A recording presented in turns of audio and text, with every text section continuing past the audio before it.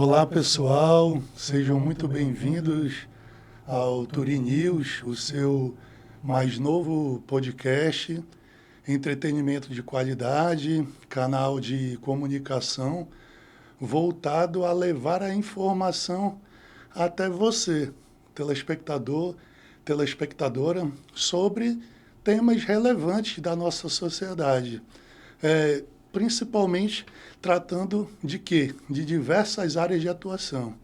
Então, o objetivo e o compromisso do Turim News aqui é fazer com que você, telespectador, telespectadora, possa formar a sua convicção e ter a sua própria opinião acerca dos temas aqui abordados, ok? É um compromisso que fazemos com o público. Meu nome é Felipe Turi, eu sou o idealizador e apresentador deste programa, chamado Turim News, seu mais novo podcast de conteúdo relevante. E é com grande alegria e satisfação que hoje abraçamos a oportunidade de darmos início ao nosso 5º episódio. E o 5º episódio tem como tema o empoderamento feminino. Mais do que isso, falaremos sobre liderança feminina e os desafios no mundo corporativo. E para falar desse conteúdo, de tema relevante, com toda certeza, devemos chamar aqui uma especialista na área. E hoje está aqui conosco, no nosso estúdio, a doutora Sueli Cossuol. Ela é uma executiva, uma trajetória marcante, tanto de superação quanto de liderança e inovação sustentável. E hoje vai bater um papo com a gente sobre esses assuntos de conteúdo relevante. Sueli, seja muito bem-vinda ao nosso podcast. Uma satisfação imensa conhecê-la pessoalmente e, a partir desse instante, gostaria que você se dirigisse ao nosso público e respondesse de boa, com tranquilidade, as iniciais perguntas a você. Quem é a Sueli? Quando e como foi o teu despertar para liderança, para empreendedorismo e para o mundo corporativo? Seja muito bem-vinda. Olá, muito obrigada. Estou muito feliz de estar aqui, compartilhar um pouquinho da minha trajetória e, de alguma forma, conseguir inspirar outras mulheres. Eu falo que a minha trajetória começou muito nova, uma vez que eu comecei a trabalhar aos 8 anos de idade. E o que me moveu sempre é entender que eu não posso permitir com que me aconteceu seja o meu limitador. É entender que as dificuldades existem sim, mas que a gente consegue transpor essas barreiras, essas dificuldades, sejam elas impostas pela sociedade, seja imposta pelo mercado de trabalho. A gente sabe, e como eu sempre atuei num mercado extremamente masculino, eu vim do comércio exterior, atuei 18 anos no comércio exterior, que é um mercado extremamente masculino. E daí eu resolvi fazer a transição de carreira para a área da indústria, que também é extremamente masculino. E é muito satisfatório porque apenas 3% das mulheres tornam-se CEO. 3%. Apenas 17% ocupam um cargo de gestão. Nossa. Isso nos faz fazer várias reflexões, né? Sim. A gente precisa... Eu sempre falo que a trajetória profissional de uma mulher, ela sempre vai ser mais árdua do que uma trajetória do homem. E trazendo esse contexto para a minha vida, Questões históricas, né? Quando meu filho nasceu, eu estava de licença maternidade, mas eu trabalhava numa empresa e a gente sabe que empresa, elas não se sentem confortáveis em passar procuração para todo mundo. Então, eu precisava fazer uma vistoria numa carga da Receita Federal. Eu fui para o porto com meu filho e com o meu irmão. Quando o meu filho chorava, o meu irmão me ligava. Eu saía do porto, amamentava e voltava para o porto. Nossa. É algo que o homem nunca vai saber o que é passar por isso. Com toda certeza. Mas são sacrifícios que nós acabamos tendo que fazer para nós conseguirmos alcançar um lugar de sucesso. A trajetória é difícil? É difícil. Bastante. Mas a gente consegue, a gente pode. Nós temos inteligência emocional para isso. A gente consegue fazer coisa que o homem não consegue, que é fazer várias coisas ao mesmo tempo. Sim. Então, isso também já nos fortalece um pouco. E a perseverança é fundamental. Eu sempre falo que a vida, ela nos cobra uma coisa: coragem. Então, independente do momento que você esteja passando, seja uma dificuldade profissional, pessoal, tenha coragem, se reconecte com Deus e você vai superar esse desafio. Maravilha. E conta pra gente, Sueli, de onde você é, onde você nasceu, como é que foi o começo da tua vida? Eu sou meio nômade. Eu nasci no Espírito Santo. Meu pai morreu quando eu tinha 3 anos de idade. E a família da minha mãe era do Espírito Santo. Então, por isso, a minha mãe, aos 6 anos, nós saímos de São Paulo e fomos para o Espírito Santo. Eu morei lá 33 anos. Desses 33, eu fiquei 6 na ponte aérea com Manaus, porque eu era diretora de uma indústria do plástico aqui. E aí, em 22, eu fui convidada para startar a Mera e me mudei full time para cá. Tá, deixa eu entender. Então, você nasceu em São Paulo, foi para o Espírito Santo e depois veio para cá. Isso. Mas quando é que iniciou a tua carreira nessa parte de logística? Quando é que iniciou a tua carreira na parte do empreendedorismo? Já foi no Espírito Santo? Foi no Espírito Santo. Então conta pra gente como é que começou isso aí tudo. Eu falo que quando algo tem que ser para você, ninguém te tira. É por isso que eu sempre falo que você tem que se qualificar. Sim. Porque sem qualificação você não vai conseguir transpor as dificuldades. Eu trabalhava no hospital, minha primeira graduação foi serviço social. Okay. E aí eu estava no hospital, uma amiga minha, ela era gerente do financeiro, Carol Faé, um beijo. Ela falou para mim um dia assim: amiga, a minha irmã está contratando uma pessoa para o comércio exterior. Aí eu falei: mas eu não sei nem o que é isso. Aí ela falou bem assim: não, mas se você for, tenho certeza que você sai de lá contratada. Eu falei: Carol, mas eu não sei nem do que se trata. Ela falou: cara, eu te conheço, eu sei que você vai conseguir. Eu fui, saí de lá contratada. Nossa, que bonito. E eu estava no final da graduação de serviço social, mas eu falei assim: eu não quero saber, eu vou arriscar, e fui. E assim, eu fui. E o que você adere à tua contratação? O que chamou a atenção para que eles te contratassem? O que você consegue capturar disso? Eu acho que isso me ajudou em toda a minha carreira, porque eu fiquei 18 anos no comércio exterior, até que um dia eu acordei e falei: agora eu não quero mais no comércio exterior, eu vou para a indústria. E aí, eu não sabia nada da indústria, mas eu comecei a estudar, e eu passo essa segurança. E lá na entrevista, isso é uma coisa que eu acho que a gente precisa trabalhar em nós. Se você me perguntar uma coisa, eu vou te falar: olha, eu não sei, mas não, me dá 1 hora.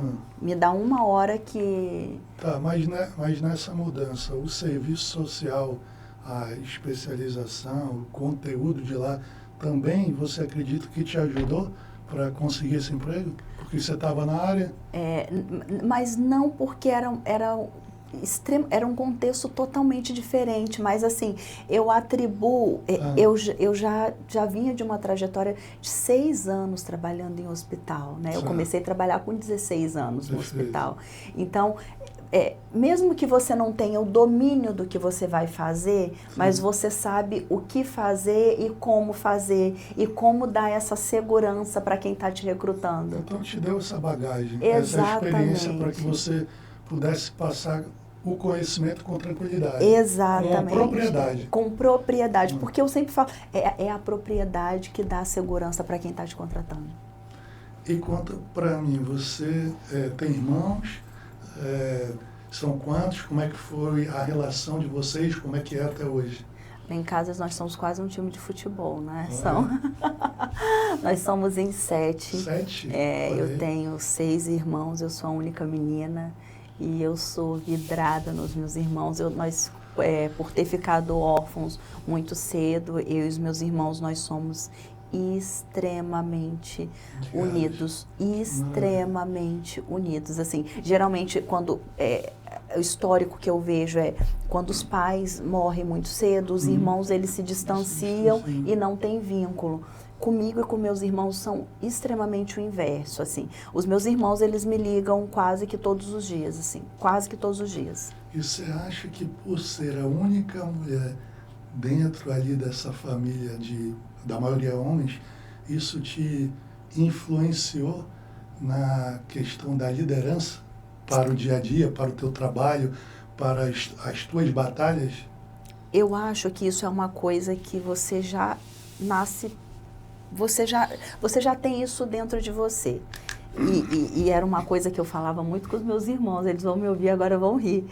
Eu sempre falava com eles, aproveita enquanto mamãe está viva, porque depois acabou a mordomia. E quando a minha mãe faleceu, acabou mesmo para ele a mordomia. Teve que se virar. Eles tiveram que se virar.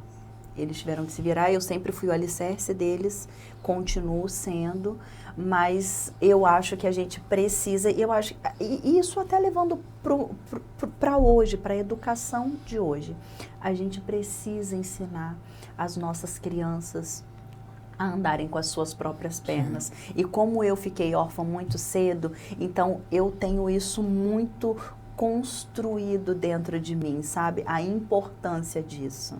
E eu quis passar isso para os meus irmãos. Certo. Agora, a gente analisando aqui superficialmente o teu currículo, invejável, parabéns pelas qualificações, nós observamos aqui que grande parte da tua atividade foi em logística internacional, ou seja, aproximadamente 19 anos. Conta pra gente como é isso, como é essa atividade. Eu atuei em todas as áreas do comércio exterior. Eu comecei no agenciamento de carga marítimo, atuando na importação. Depois eu fui ser despachante. Depois eu atuei como importadora e depois atuei também no agenciamento de carga na exportação e também como exportador. Isso é sensacional. E era algo que eu já planejava para minha carreira quando eu iniciei.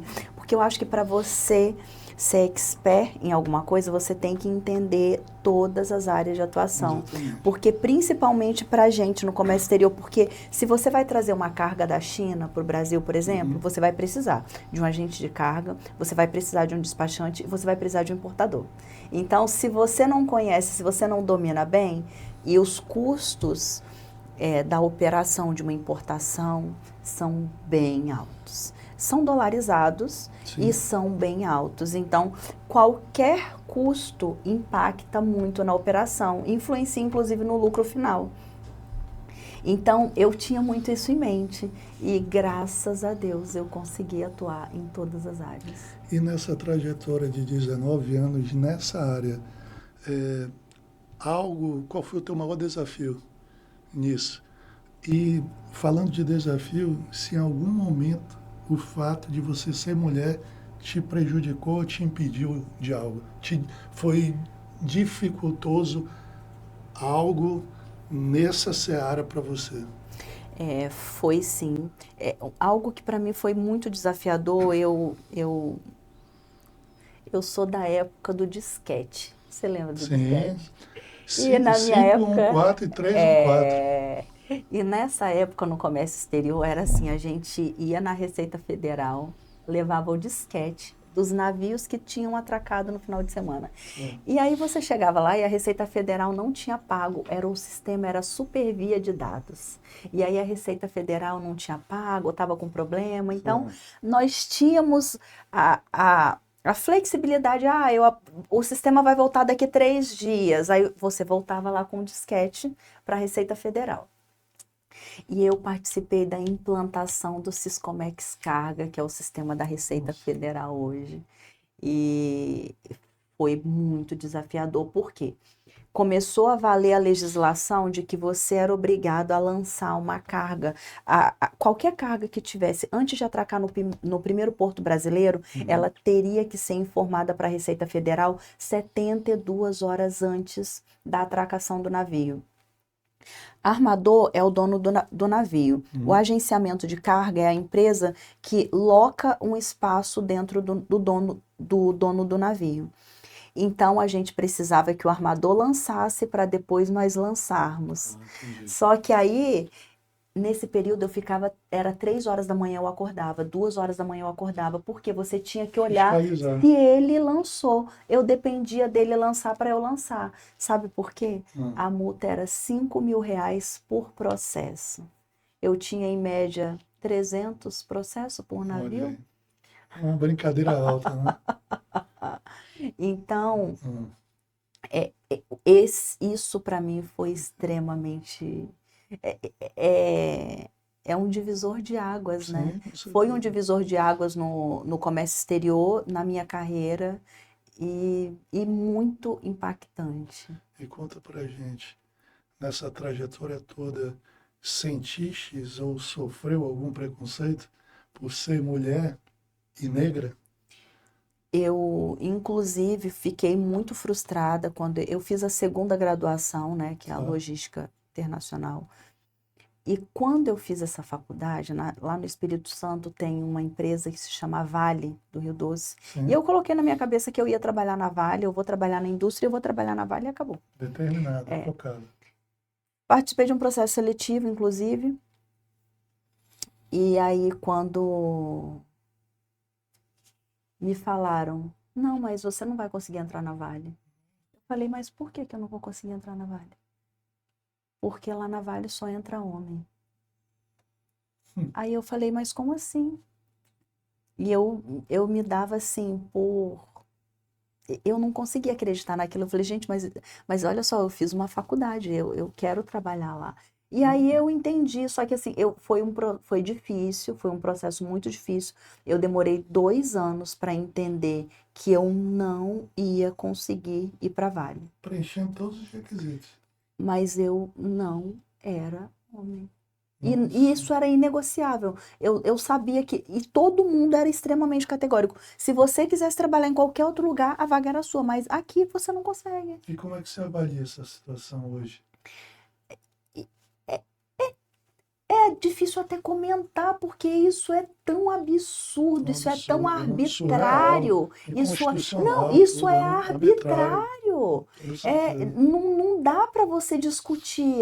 Assim, eu fiquei assim, depois eu tomei ranço da Vale. Eu falei, não é possível uma coisa dessa. Eu tomei ranço da Vale. E eu falei, eu nunca mais me candidato a um processo seletivo a essa empresa. E eu abortei, esqueci aquilo real. E aí o universo ele sempre conspira ao nosso favor, né? Eu sempre digo que você atrai o que você está emanando. E aí eu fui um casamento, uma vizinha em frente, ela estacionou o carro longe e eu falei, eu vou acompanhá-la, porque era uma rua meio erma. Quando eu desci do carro, ela falou bem assim, Sueli, a minha amiga está indo embora para a Alemanha e ela trabalha ali na empresa na esquina da nossa casa. Você não quer participar desse processo seletivo? Eu falei bem assim, quero sim. Lugar certo, horário certo. Olha isso. Ela falou assim, quero sim. Ela falou assim, me manda seu currículo. Mandei o currículo no domingo, na segunda, a empresa me ligou. Eu fui na terça, fiz entrevista e fui contratada. Só Maravilha. que eu fui contratada para ser a gerente de importação, mas isso era novembro. Só, Eles tinham aberto uma indústria aqui em Manaus em setembro. E essa indústria que eu fui diretora. que maravilha. E hoje, como é que você analisa aí a representatividade feminina em cargos de diretoria nas empresas do Brasil? A gente precisa mudar esse número, né? A gente é 3% 3%. apenas O que está de faltando? mulheres no cargo de alta gestão. Eu acho que a gente precisa transpor essas barreiras.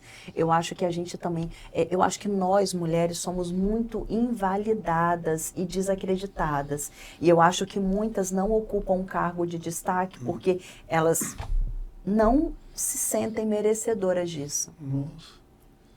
E quando você não se sente merecedora disso, você não consegue nem galgar aquilo. Elas mesmas se desestimulam, né? Exatamente. É por isso que eu acho que eu faço questão de sempre falar sobre isso. Eu palestro em lugares onde a gente consegue alcançar e impactar outras mulheres. Elas se desprestigiam já, né? Mas isso porque é o que a sociedade já faz. Então, nós temos sempre que trabalharmos em nos estimularmos e não deixarmos com que o exterior nos desestimule. Então, são dois trabalhos simultâneos. E qual é o conselho que você dá para essas mulheres para que tenham força e perseverança para continuar e demonstrar que cargos não são feitos unicamente para homens ou para mulheres? Eu vou falar algo que é para vocês levarem para a vida. Não deixe com que ninguém sinta-se confortável em te desrespeitar. E principalmente, não se deixe para trás, porque ninguém volta para te buscar. É isso aí. Você falou sobre a, a perda dos teus pais. Um logo no comecinho, com 3, 4 anos, e outra com 16, correto? E aí eu te digo, ou pelo menos te pergunto, o fato de você ter ficado órfão dos pais impactou muito na sua vida, tanto no que diz respeito à resiliência e meritocracia? Eu falo que eu fui muito agraciada por Deus. Eu comecei a trabalhar aos 8 anos de idade e aos 10 anos eu fui trabalhar numa casa de família.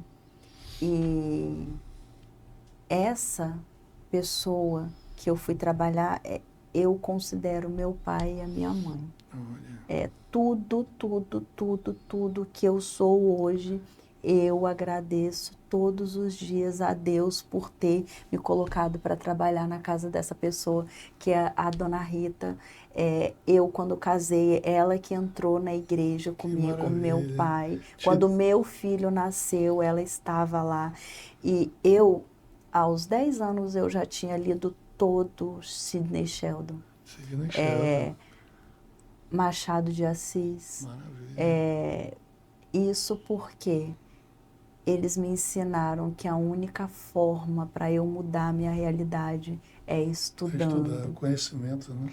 E isso para mim ressignificou a minha vida, porque às vezes você só precisa de alguém que diga para você que você pode, que é possível e que você consegue sim mudar essa realidade. E te deram a oportunidade, né, de você crescer, de você desenvolver, deram acesso a você à educação, à literatura, às oportunidades que com toda certeza ali faltavam, né? Você precisava. E isso é bastante importante e significativo na vida daquela pessoa que está iniciando.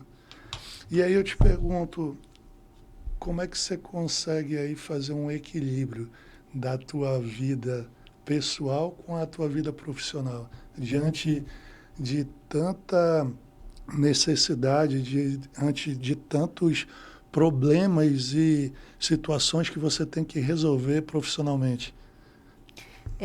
Eu falo, a vida é uma loucura, né? A gente não consegue.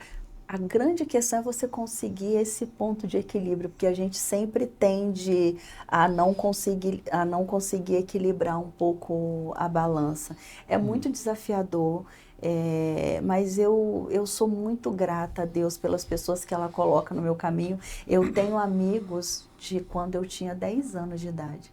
A minha primeira amiga no Espírito Santo foi a Marcela, aos 7 anos de idade. Nós somos melhor, ela é minha melhor amiga até Manteve a hoje. amizade. Eu tinha 7, eu vou fazer 42 no Olha, mês que vem. 42. somos do E mesmo mês. tudo a Marcela participou comigo. Eu sou madrinha do filho dela, ela foi minha madrinha de casamento. Então, Ligação eu total. não tenho muitos amigos, mas eu tenho grandes amigos. E eu sempre falo que um amigo, você não precisa estar sempre Toda com hora, ele, né? você não precisa. Mas você precisa saber que você tem com quem contar. Amém. Você pode ter amigos aqui, ó, na palma da mão, apenas 5. Mas você precisa saber que quando você precisar, você vai contar. E eu sou muito grata a Deus, porque ao longo da minha trajetória, eu tenho amigos extremamente especiais aqui em Manaus, eu tenho amigos extremamente especiais em São Paulo, e eu tenho irmãos, amigos que se tornaram irmãos no Espírito Santo. E isso é uma dádiva. Eu não posso estar sempre, não posso estar sempre, mas eu sou presente. Eles sabem que se me ligar... tem um estudo que diz que um amigo, ele só precisa de 8 minutos. Ele só precisa de 8 minutos. E se ele tiver com problema, ele só precisa de 8 minutos. Então, eu tenho um trato com os meus amigos. Se eu escrever 8 minutos para ele, ele já sabe que é urgência. É urgente, né? São 8 minutos. E conta para nós como é que foi essa saída do Espírito Santo para vir para Manaus. Os meus amigos, meus irmãos, quando eu vim, eles falaram, não, você não vai fazer isso. Eu sou a única menina, né? A gente junto. Eles, não, você não vai fazer isso. Não. Por quê? Por que que você acha que você precisa fazer isso? Eu falei assim, não é que eu preciso, é que eu quero, é que eu posso. E o que para te mim, despertou, o que te chamou a atenção aqui? então, eu amo Manaus. Eu amo Manaus e o impacto ambiental e social que a Mera traz para Manaus, isso é imensurável, isso é impagável. E fazer parte disso, eu acho que a gente precisa entender qual o legado que eu estou deixando para outras pessoas. Então, o meu legado é esse, eu consigo trazer um impacto social e ambiental para a sociedade. Nós trituramos 3.000 pneus por dia. Seriam 3.000 pneus que estariam causando proliferação de doença, contaminação do ambiente. Conta pra gente o que é a Mera, para a gente ter conhecimento, vamos dizer assim, geral sobre ela. A Mera é uma empresa que retira os pneus inservíveis do meio ambiente e transforma em novos produtos. É uma economia circular e uma logística reversa. Nós somos a primeira indústria no Brasil a fazermos esse processo 100% de forma linear.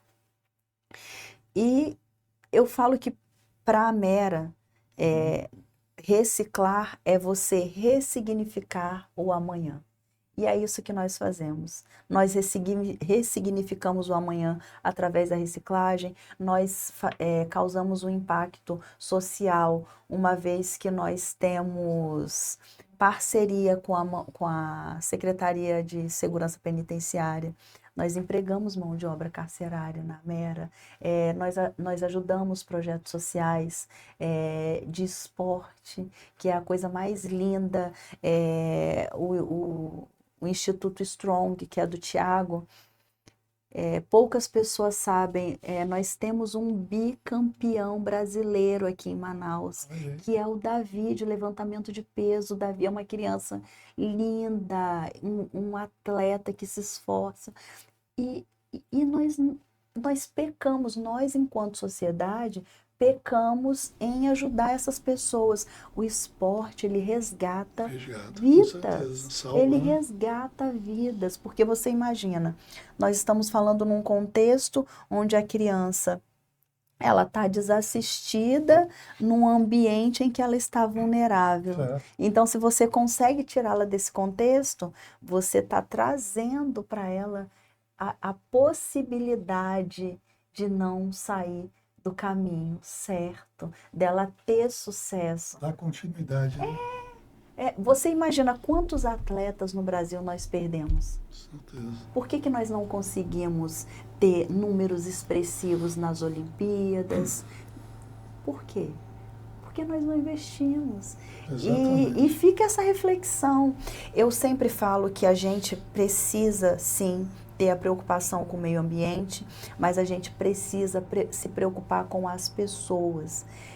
Como que você vai achar que uma pessoa que está passando fome em casa, ela vai se preocupar em jogar um papel no chão, No chão. se ela não tem o mínimo?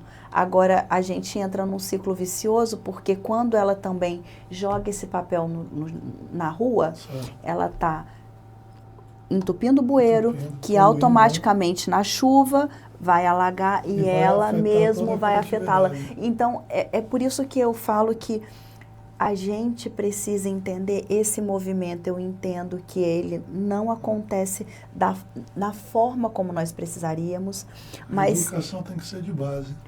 enquanto a gente conseguir fazer esse movimento, ele já é louvável. E a gente precisa entender que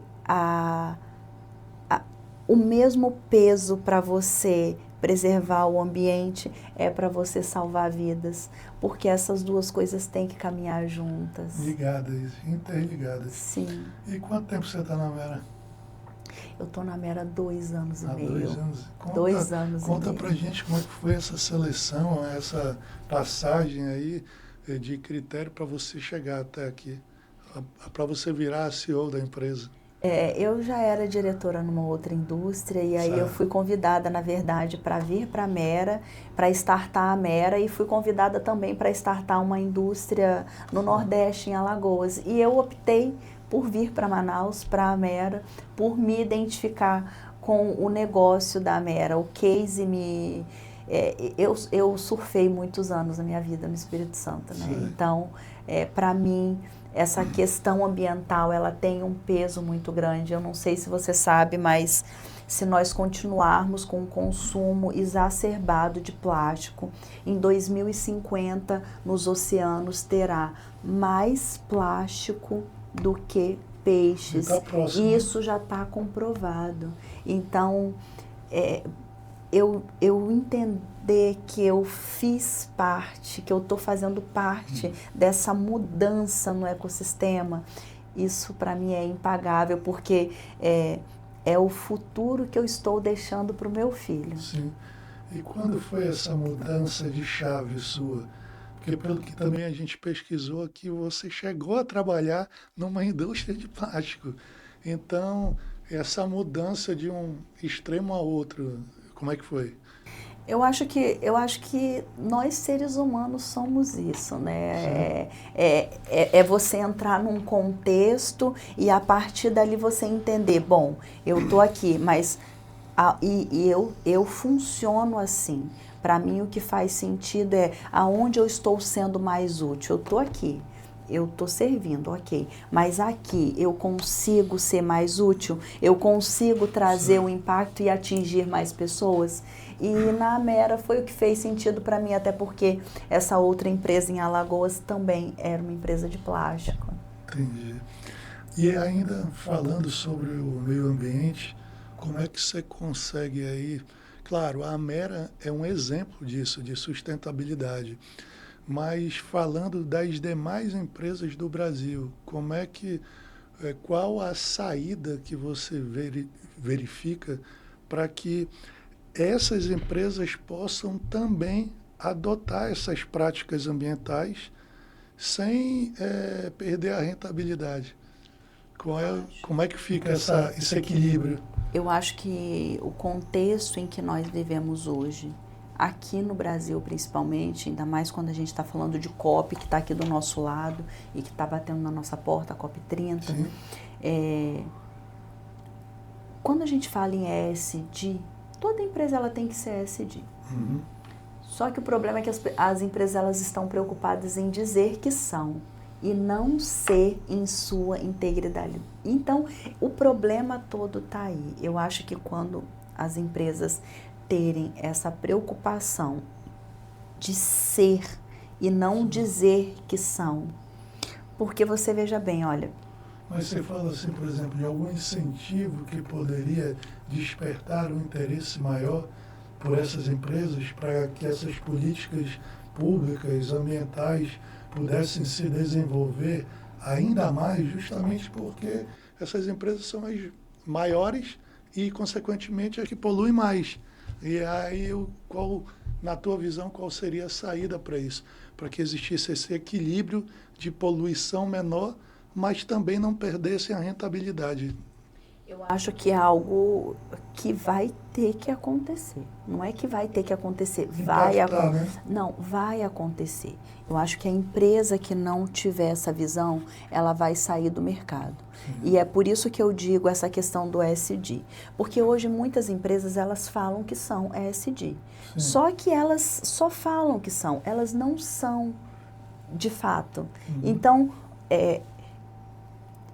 eu digo que essa geração de agora, ela vai fazer um grande impacto nessa sociedade. Isso porque, se você disser para um adolescente hoje que ele, se eu falar para ele, eu estou usando uma camisa 100% sustentável, ele não vai acreditar no que eu estou falando. Ele vai procurar a etiqueta, ele vai querer saber se quem forneceu para mim realmente, e se não for, no final o que ele vai fazer? Ele vai colocar você, vai te expor na internet. Em xeque. Então, é a mesma coisa o ESG. Hoje as empresas elas estão falando que fazem o que elas não fazem na prática. Mas se for constatado... Mas quando houver esse afunilamento, elas vão falar, opa, eu vou ter que entrar. E eu acho que por essas questões climáticas, acho que está ficando cada vez mais exacerbado e cada mais evidente a importância e a urgência de nós nos atentarmos às questões climáticas. A Amazonas, em 2023, ela teve a pior seca em 20 anos. 20 anos. Em 2024, a nossa vazante não alcançou o nível que deveria ter alcançado em 23. E ainda assim, a seca foi maior que 23. Demoramos 20 anos para ter uma seca dessa. Em um ano, nós já tivemos uma seca pior do que em 20 anos. E aí, a proliferação de doenças nisso? Isso é absurdo. Isso é imensurável. Isso é imensurável. Olha a gente levando num contexto para o Sul. Olha o que aconteceu com o Sul. Uma tragédia. O Sul, a gente teve inúmeras tragédias. Mas até olha hoje o que o aeroporto ainda não está totalmente... Mas é porque a gente destruiu a cidade. Né? Destruiu a cidade. E aí vamos levar para um outro contexto. Sim. Fumaça. 23, também sofremos muito aqui em Manaus com a fumaça. Só que o ano passado não foi Manaus, foi o Brasil. O Brasil todo. O Brasil todo sofreu com fumaça. Então você entende como que essas questões climáticas, elas são emergenciais e está chegando a um ponto em que a gente não vai conseguir disfarçar isso, porque está ficando cada vez mais evidente. 23 quase não se falou na fumaça, porque só estava aqui em Manaus. Mas o ano passado, como já foi a nível Brasil, já saiu em todas as redes nacionais, já ganhou mais notoriedade. Repercussão, né? E o que você pode falar para a gente sobre o reflorestamento? Eu acho que tudo nesse contexto, Importa, é válido, né? tudo. A gente precisa repensar isso, mas a gente também precisa, principalmente, ainda mais quando a gente está falando aqui de Manaus, a gente sabe o problema que é aterro sanitário, a gente sabe o impasse que está para criar-se um novo aterro sanitário. Sim. Então, eu acho que a gente tem que trabalhar em diminuir os resíduos e não aumentar onde armazenar os resíduos, porque a gente está indo na contramão do que o ecossistema está nos mostrando. E é muito precário ainda a parte do sistema público, principalmente de saneamento, né? Hoje a gente percebe isso aí nitidamente. Choveu 10 minutos na nossa cidade, alagou tudo. Então, proliferação de doenças, entupimentos, tudo isso vai prejudicando e vai demonstrando o quão frágil é o nosso sistema. Agora eu vou te falar uma coisa, você imagina aqui, num contexto em que aqui a gente chove e a TV já nos mostra. Agora você consegue mensurar a comunidade ribeirinha, o quanto que eles sofrem? Bastante. E ninguém o ano fala. passado, é esse contexto que eu ia chegar. O ano passado, as aulas no interior, ela acabou muitos meses antes, porque as crianças não conseguiam mais ir para a escola. Suspenso, gente. Não existe água potável para a comunidade ribeirinha. Meses antes de começar a falar em seca, aqui em Manaus, a comunidade ribeirinha já estava. Eu fiz, inclusive, a arrecadação de cesta básica para doação. E aí eu pergunto, como estudar se você não tem nem com que se alimentar? É aquele contexto em que a gente falou há pouco. Então, eu acho que a gente precisa, sim, porque a questão climática ela vai afetar o menos favorecido. Olha a seca, o que está fazendo com a comunidade ribeirinha. Então, infelizmente, se você vem num contexto em que está vindo uma chuva e alagando tudo, quem que vai perder tudo? É quem está num lugar impróprio. Uma área de risco. Mais prejudicada. E qual é o posicionamento, ou pelo menos a visão da Amera no que tange ao polo industrial de Manaus? No sentido do seguinte, se há alguma saída, há alguma alternativa para políticas de desenvolvimento econômico na nossa cidade, fora a Zona Franca? Eu acho que a Zona Franca, ela já coloca Manaus num lugar de destaque. Eu acho que, principalmente com essa reforma tributária que teve, a gente sabe que Manaus, ela é a empresa que é o estado que vai conseguir ter um incentivo. A gente sabe que vai aumentar muito a demanda de indústria para cá, e aí é uma questão que a gente também tem que ver essa questão. Hoje a gente já não tem saneamento básico para a estrutura que temos, e quando você tem um número grande de pessoas vindo, de indústria vindo, em que contexto em que a gente fica, como fica a cidade? E aí eu te pergunto, quais as políticas públicas que vocês acham adequadas para equilibrar essa situação e melhorar a Amazônia Verde? Qual é a saída, Sueli? Eu acho que a gente precisa, porque assim, estudos tem muito, estratégia tem muito. Eu acho que o que tem que acontecer é o Ministério Público fazer valer o que tem que ser feito, porque todo mundo sabe. Código Florestal, Direito Ambiental. E aí a gente tem o Dr. Rui, que ele é do promotor, ele é incrível, ele é extremamente voltado para essa questão ambiental, ele é extremamente atento a tudo isso, e eu acho que a gente está assim caminhando para uma evolução. Eu acho que nós estamos muito mais atentos e não é qualquer historinha que nos engana mais. E como conseguir ali proteger e fazer com que, na visão de vocês, evite ou diminua o desmatamento se nós estamos falando de quilômetros e quilômetros de áreas verdes na Amazônia. Milhares de quilômetros. Né? A gente sabe que desmatamento você só consegue diminuir se você tiver fiscalização. É com fiscalização. É a única forma de você conseguir inibir isso. Mas a fiscalização frente à quantidade, ao tamanho desproporcional que é a Amazônia, é mais complicado. Por essa razão, eu te pergunto, na tua visão de empreendedora, de líder, e principalmente falando da Amera, que é uma empresa de sustentabilidade, como é que vocês ainda podem contribuir mais que vocês fazem para melhorar o nosso ecossistema? O trabalho que a gente faz, você já...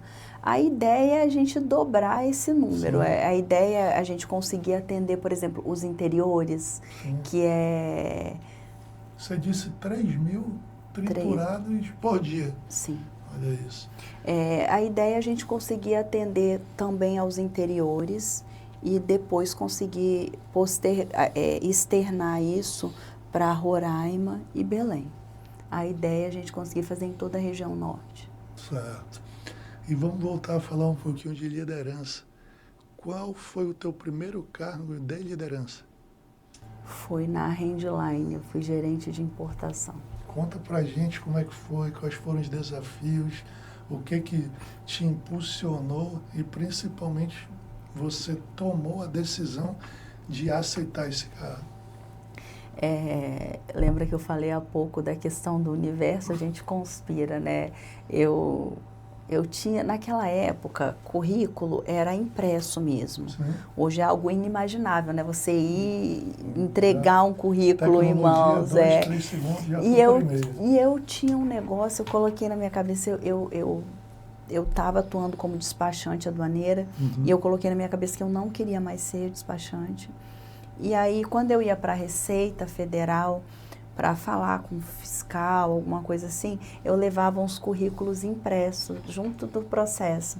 E quem entrasse no elevador era sorteado. Oi, boa tarde, meu nome é Sueli, está aqui meu currículo, se você souber de uma oportunidade. E assim eu fazia. E assim eu saía fazendo, até que você acredita que uma pessoa do elevador me indicou para uma empresa? Olha isso. E aí ele me ligou e falou bem assim, Sueli, olha, eu recebi você me entregou um currículo seu no elevador.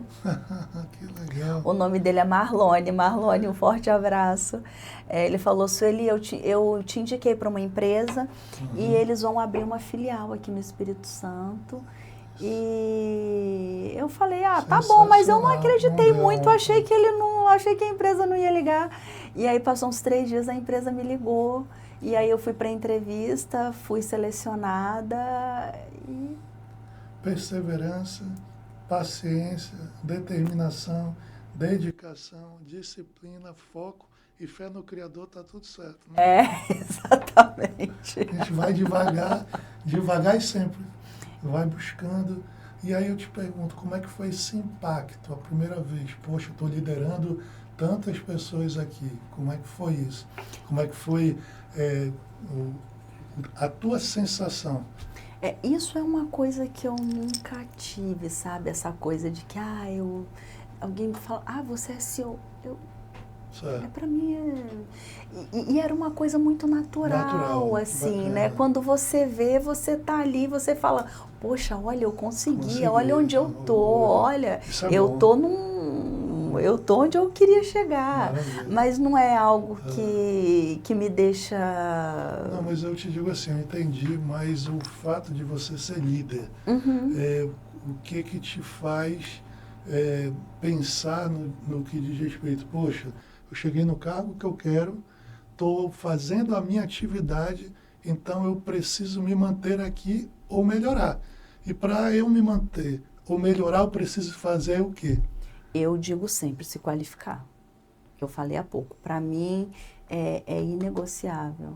Eu estava, inclusive, numa imersão, saí da imersão para vir aqui participar com você. Perfeito. É uma imersão, são 12 horas É só de alta gestão, é a semana inteira essa E imersão. você sai na frente, né? Com conhecimento, com conteúdo. Eu sempre digo, para mim é inegociável. E, na verdade, Uhum. eu cheguei aonde eu cheguei por isso. Eu não me dou Uhum. por vencida e eu nunca acho que eu já sei o suficiente. Eu, muito pelo contrário, eu sempre acho que a gente pode evoluir, que a gente pode aprender mais. E como é que você consegue equilibrar a liderança sem perder a empatia? Isso é uma coisa muito difícil, mas hoje em dia a gente tem ferramentas Tá. é, de gestão, onde você consegue identificar. Você está tendo um problema com o funcionário?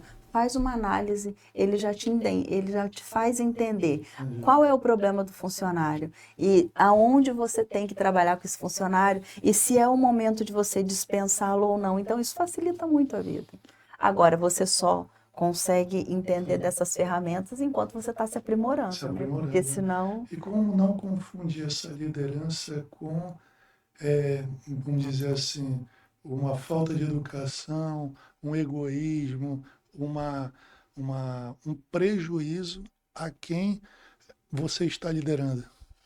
Há uma arrogância, há uma prepotência. Como é que você consegue, por mais que não seja esse, obviamente, esse seu feitio, você é uma trabalhadora, uma vencedora, mas eu acredito que também exista uma preocupação da sua parte para que você seja considerada a líder, para que você diga para onde eles devem caminhar, mas sem, tendo respeito por, por eles e eles por você, tá?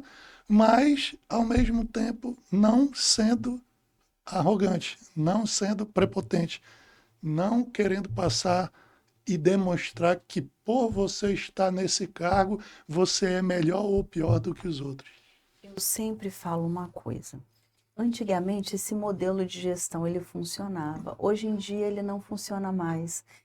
Para você conseguir performar, para você conseguir alcançar os números, se você tiver um funcionário motivado e onde ele se sente validado, vai ser muito mais fácil para a empresa conseguir performar e conseguir os números. E principalmente um ambiente salutar. Saudável, né? Um ambiente salutar, ele é muito mais propício. Eu falo que a gente passa mais tempo no trabalho do que na nossa Sim, com casa. certeza. Então, se você não tiver um ambiente onde você queira ir, onde você se sente acolhido e principalmente você se sente parte daquele contexto. É uma família, né? É uma família, E como é que você uma melhora? família. Como é que você deixa essa pessoa à vontade o suficiente para ela entender isso?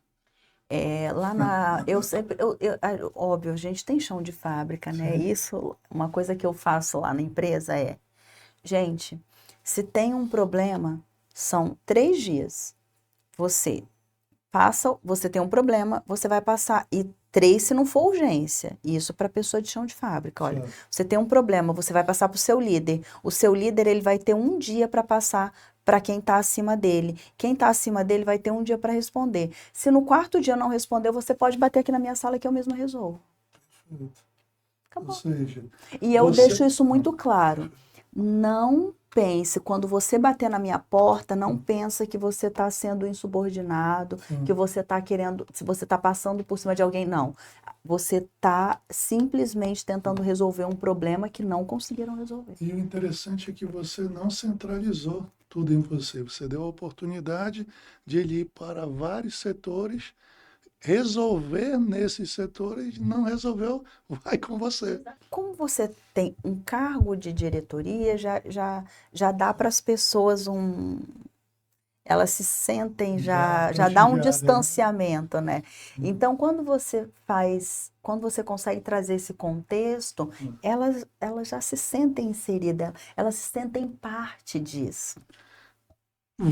Vou melhorar e ao mesmo tempo fazer uma provocação a você, obviamente, no melhor dos sentidos. O poder isola? Eu acho que não é o poder por si só, mas é o tempo, é a maturidade. Eu acho que com o tempo você não quer estar mais em qualquer lugar, coisa de quando você é jovem, né? Sim. Quando você é jovem, não Experiência, importa né? onde você está, mas você quer estar na confusão, né? É E igual gosto, né? Não dá para voltar, não né? dá para voltar. A partir do momento que Que você você vai. experimenta, né? Gente, eu falo muito hoje, olha, para eu sair da minha casa tem que valer muito a pena, porque senão eu prefiro ficar em casa lendo livro, ouvindo uma música Com toda e com a minha certeza. gatinha e meu cachorro. Vou além agora, posso? Claro.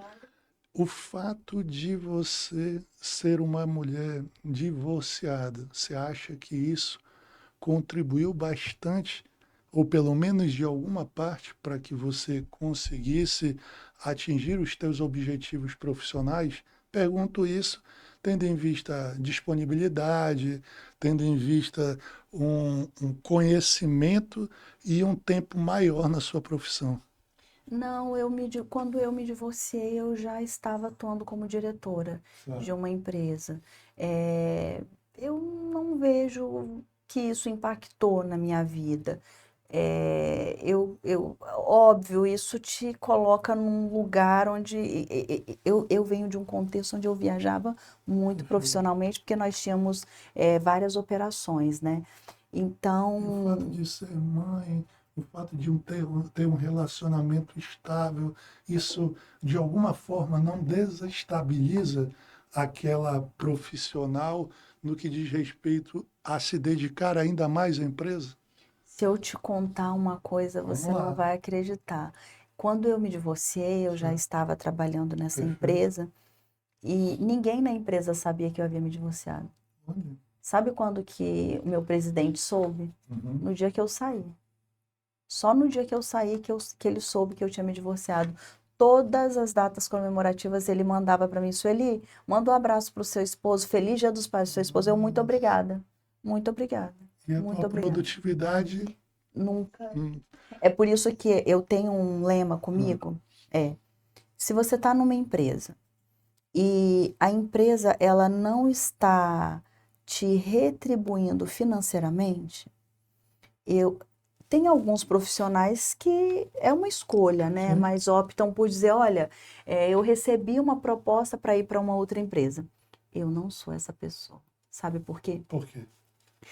Nunca quem esteve acima de mim precisou me pedir para fazer algo. Perfeito. Quando ele vem me dizer, aquilo já está pronto. Então, Já quer faz, dizer, né? nunca teve que pedir pela minha entrega. Então, por que que eu vou ter que pedir para ser Exatamente. reconhecida? Com toda certeza. Então, Isso é natural. isso é natural. Sim. Então, para mim, eu me sentiria desmerecida se eu tivesse que chegar para alguém e Perfeito. ameaçá-lo, porque isso para mim Jamais. se você não me der o reconhecimento, eu tô saindo. Então, eu mesmo passando por um processo de divórcio que não foi fácil, tendo uma criança, Imagino. eu continuei mantendo toda a minha agenda de viagem, Sim. que não eram fáceis. Eu nunca deixei de entregar nada, nunca deixei de entregar nada. Isso tem um preço? Tem um Com preço, certeza. tem um preço. Mas é isso que eu quero deixar de legado para as mulheres. Nós podemos, nós conseguimos, é possível. É possível você passar por um estresse emocional muito grande, por uma perda muito grande, Mas por uma sobreviver, dificuldade, né? mas sobreviver, mas continuar. É possível. Maravilha. Sueli, me conta, diante de toda essa história, essa trajetória belíssima, qual foi o teu maior desafio até hoje? Consegues identificar um ponto nessa história? O meu maior desafio foi o divórcio, sem dúvida. Nossa, sério? O divórcio foi muito. Muito desgastante. É, Também. Quando você tem um filho, eu falo assim, ó, quando você tem um filho, é um outro contexto. Agora, Perfeito. quando você tem um filho, porque a dor do filho, os pais sofrem imaginando o quanto que o filho está sofrendo. A gente sofre por isso. E, Você diariamente está vendo ali, está presenciando, né? e, A ausência do pai, né? Isso é incalculável, né? Então, assim, quando eu decidi me divorciar, eu já estava pensando nisso há 4 anos. E eu posterguei 4 anos por causa do meu filho. Porque para mim era inconcebível eu não dar um ambiente familiar para o meu filho. Mas Saudável, né? E profissionalmente, o maior desafio, até o presente momento. eu entendo que o meu maior desafio foi quando eu fui para o comércio exterior. Quando eu saí do serviço social, do hospital, para ir para o comércio exterior. Quanto tempo você ficou? Foi no comércio exterior, 18. 18 anos, olha. E uma bagagem absurda, né? Muitos ensinamentos, muitas coisas. E tivestes algum arrependimento na tua carreira, ou pelo menos podes identificar para a gente um erro na tua carreira que hoje você conseguiria lidar de uma maneira diferente? Eu não diria um erro, mas se eu tivesse tido um suporte lá atrás, eu teria feito um curso técnico. Porque com esse curso técnico eu teria entrado na Vale e aí eu acho que eu conseguiria. Qual é a habilidade, Sueli, primordial para o sucesso, profissionalmente falando, na tua visão? É você não se deixar abater. É você entender que se você errou, você tem caminhos para você aprender, não errar mais e alcançar outros objetivos. Emocional forte, né? E hoje, se É o você... emocional. Se você não tiver emocional, principalmente comércio exterior, porque quem é do comércio exterior aí que está me assistindo sabe, a gente fala que são vários ataques cardíacos que a gente sofre. Diária, né? E agora eu não posso deixar de perguntar.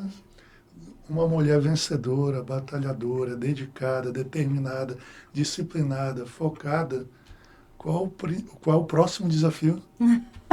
A gente tem que saber. Eu O pretendo... que você quer ainda? O que você deseja?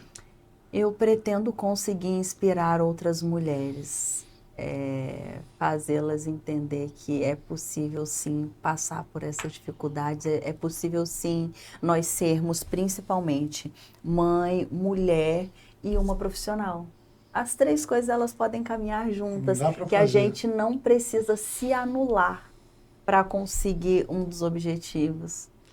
E qual o legado que você pretende deixar, tanto no que diz respeito ao aspecto profissional de mãe, como no aspecto profissional de empreendedora, CEO? Eu acho que o Difícil. maior de todos é uma frase que eu digo sempre, que é: não se deixe para trás, porque ninguém volta para te buscar. Olha aí, Não se deixe para pra trás, porque ninguém volta para te buscar. Que maravilha. E aproveitando a oportunidade agora, eu gostaria bastante que você se dirigisse aí ao nosso público, deixando as suas considerações finais e falando um pouquinho de tudo o que aconteceu aqui. Olha, se você, mulher, está assistindo, se você está passando por uma dificuldade ou um desafio, seja profissional, seja pessoal, seja com o seu filho, seja no âmbito familiar, saiba que os desafios eles existem, mas tem uma frase que eu falo desde quando a minha mãe faleceu, na verdade, quando a minha mãe adoeceu, que é: Deus não nos desampara e o cobertor vem de acordo com o frio. Se você está passando por uma dificuldade, é porque Deus sabe que você tem capacidade para lidar com isso e Ele vai te dar todo o refrigério para você conseguir passar por isso. E você vai conseguir. Amém. Sueli, muitíssimo obrigado pela sua presença. Foi com toda certeza enriquecedora esse bate-papo gostoso, saudável. E eu tenho certeza que você, público, gostou muito, apreciou bastante esse belíssimo papo que foi engrandecedor e fortalecedor para todos nós. E a partir desse instante, A gente também te presenteia aqui, eu traz uma lembrancinha do Turim News para que muito você obrigada. possa usar de verdade. Ó. Eu Um vou correr bonezinho com esse aí, boné, hein? tem que aproveitar. Ai, Você que gosta de legal. esporte, né? Você Eu estava gosto, dizendo. eu gosto. Camisa também, ó. Nossa, que legal, eu adorei. Maravilha. Adorei. E Amanhã. e é isso, pessoal. Muito obrigado mais uma vez pela audiência. Vamos ficando por aqui. Sigam Turim News nas redes sociais e no YouTube. Só se inscrever no canal, também Turim News, para não perder nenhum episódio. Um beijo no coração de todos, tudo de bom. Até mais. Valeu!